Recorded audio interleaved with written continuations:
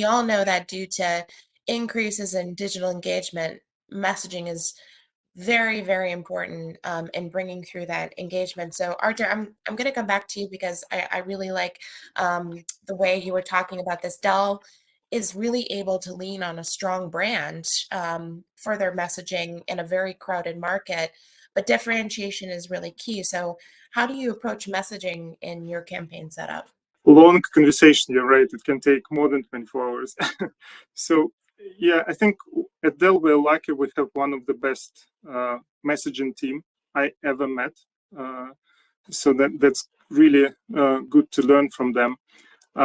And just one thing which I kind of personally experienced working in B2B in IT for many years is that IT companies, they tend to be on the edge of technology. So we always want to talk about latest development, latest innovations, and so on. So we kind of run in front of the herd, if I may say so, right? And that is great. But if you think about innovation cycle, by doing that, you basically focus on 6% of companies on the market. And Dell is like really trusted partner for top 500 Fortune companies, but market is much bigger. And to be relevant to other companies, we want to kind of slow down a little bit and talk about things that relevant to medium business and just regular companies, to new startups who just entering the business, who don't have like built infrastructure.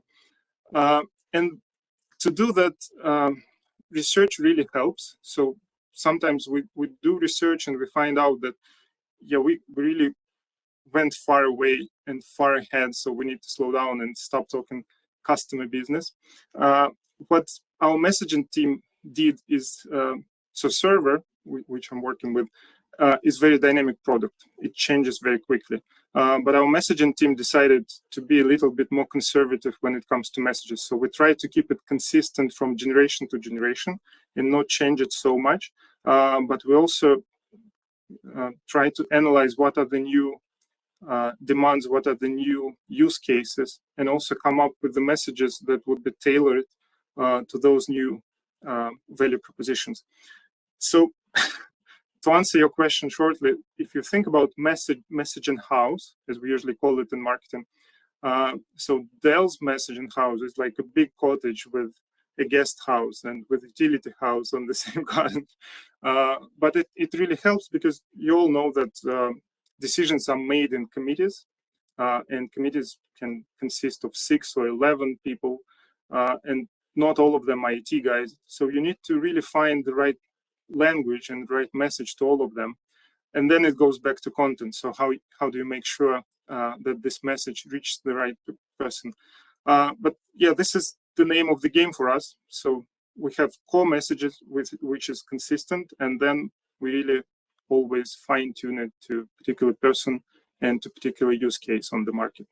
Jay, I know you work with a lot of clients on messaging. How do you find this extends beyond what Arthur was discussing, which I find very interesting how, the segmentation of it is done?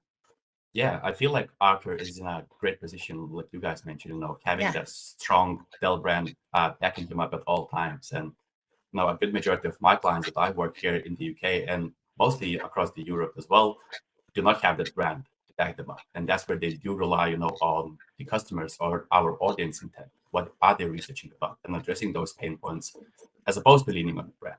So focusing on what the audience is really caring about, what are the challenges for them now, and coming back to Claudia's point, supporting that with the relevant content. And I feel like when it comes to messaging in today's day and age, we have to be hyper-personalized, right?